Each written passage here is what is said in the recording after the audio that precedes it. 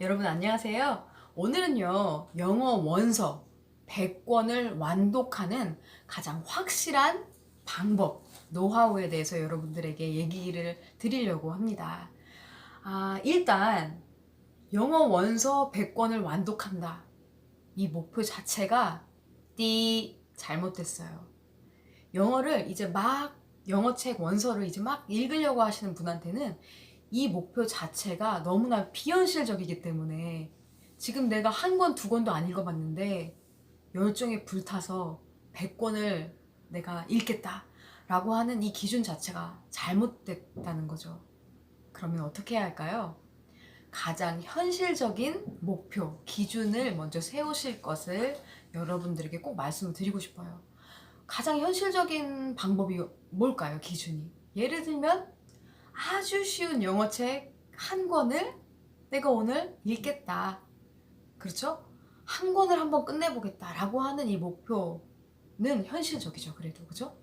그래서 나의 불타는 그 열정을 기반으로 목표를 너무 원대하게 세우지 마시고 열정이 없을 때에도 기분이 울적한 날, 그날이라서 다 뭔가 하고 싶지 않은 날, 뭐 이런 날에도 열정이 없는 날에도 그래도 해낼 수 있는 아주 현실적인 기준을 세우시라고 말씀을 드리고 싶어요. 그러면 어떤 분들이 이렇게 말씀하세요. 영어책은 재밌는 것을 해야 되나요? 아니면 쉬운 것을 해야 되나요? 네, 제가 말씀드릴게요. 영어 원서를 이제 막 읽기 시작하시는 분들은 쉬운 책을 하는 게 현실적인 방법입니다. 왜냐면 아주 기초적인 책에서는 재밌는 책을 발견하기가 사실 쉽지가 않아요. 한글책, 그림책을 보세요. 영유아들이 읽는 그림책, 단어 수준으로 되어 있는 것들. 그런 단어 수준의 책을 보면서 재밌기를 기대한다는 게 사실상 어렵죠. 그리고 우리는 아기가 아니고 성인이기 때문에 아주 쉬운 책들은 보통 어린 아이들을 위해서 맞춰져 있기 때문에 재미있는 책이 없어요. 그래서 처음에는 재밌기까지 기대하는 것도 비현실적이에요. 그래서 재미있는 책은 내려두시고 쉬운 책을 먼저 선택하셔서 읽으실 것을 추천합니다. 제가 어저께 중고서적에서, 온라인 중고서적에서 책을 좀 샀어요. 책을 구입을 했는데 이 책이 그냥 사면 우리나라에서 10,000원 정도 하는 책인 것 같아요. 그런데 만원, 9천 얼마, 10,000원 정도 하는데 중고고 오래된 거라서 뭐 500 얼마, 뭐 1,000원 이렇게 해서 샀거든요. 그래서 책을 제가 5권을 구매했는데 배송비 2,500원을 포함해서 10,000원이 채 되지 않았습니다. 네, 이렇게 책을 사서 이렇게 책을 쭉 보는데 이 책들이 너무나 재밌게 여러 명의 주인을 만나서 저한테까지 온 책인데 특징이 있어요. 여러분, 앞에 페이지 몇 페이지를 넘기지 않았다. 몇 장밖에 앞에 읽지 않았다. 그걸 어떻게 알았냐면요. 이 책은 제가 지금 보니까 13페이지까지 읽은 것 같은데요. 13페이지까지 열심히 볼펜으로 모르는 단어에 체크를 해두었고요. 그리고 뜻까지 써놨습니다. 또 다른 책은 줄만 그어놨어요. 이 모르는 단어 줄 쳐놓은 게 한 페이지에 10개에서 한 20개쯤 되는 것 같아요. 그러면 일단 어떤 생각을, 합리적인 의심을 해볼 수 있냐면, 제가 영어라는 사람으로서 이 책이 이분의 레벨에 맞지 않는 책이었다는 거죠. 그렇기 때문에 당연히 저라도 끝까지 읽을 수가 없는 거인 거예요. 그래서 처음 내가 책을 고른 이 순간 이미 다 읽을 수 없다는 그 결론이 날 수밖에 없는 선택을 한 거죠. 잘못된 판단이고 결정이고 선택이었어요.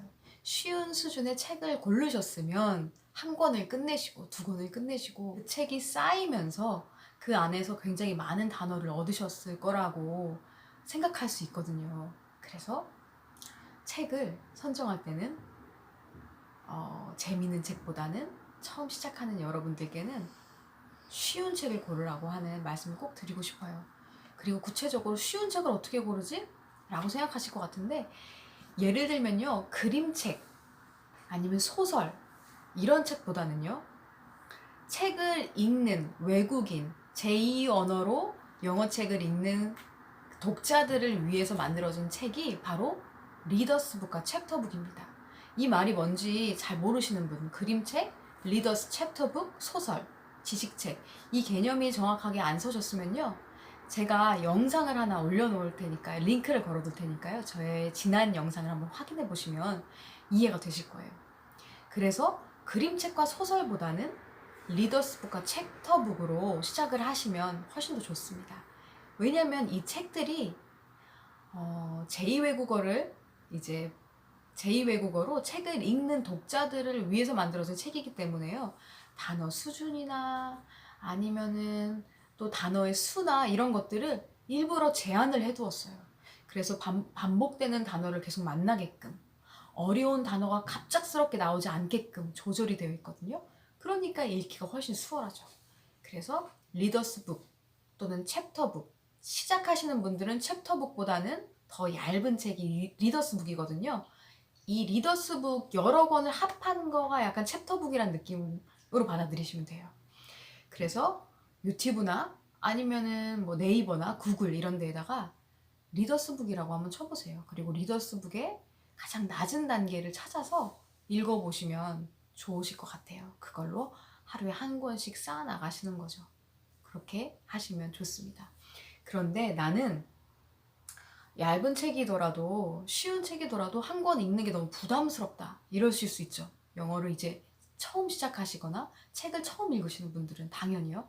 그럴 때에는 오디오북이나 아니면 요즘엔 유튜브도 굉장히 좋아요. 오디오북은 그래도 비용이 드니까 유튜브 같은 채널을 검색하셔서요, 내가 이 리더스북을 검색해서 이게 쉽고 괜찮을 것 같은데 이 책이 유튜브에 누군가 읽어준 게 있나? 한번 검색해 보시는 거예요. 책 제목을.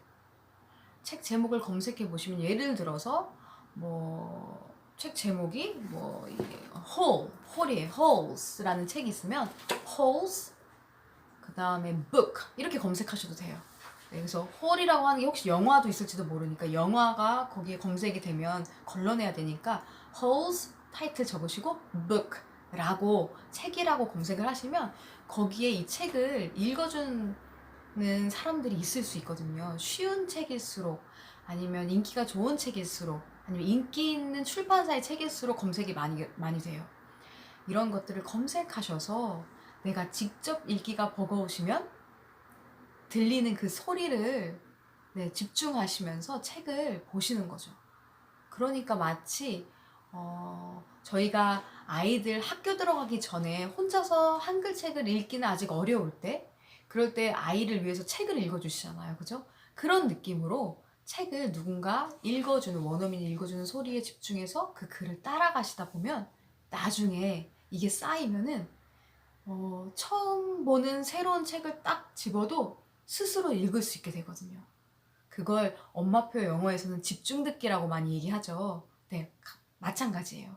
그래서 우리가 성인이긴 하지만 집중 듣기라고 하는 방법으로 나의 영어책 읽는 수준을 이렇게 위로 끌어준다고 생각하시면 좋을 것 같아요. 그래서 오늘 제가 영어 원서 100권을 완독하는 가장 확실한 비법에 대해서 말씀드렸어요. 작은 성공의 경험을 쌓아라.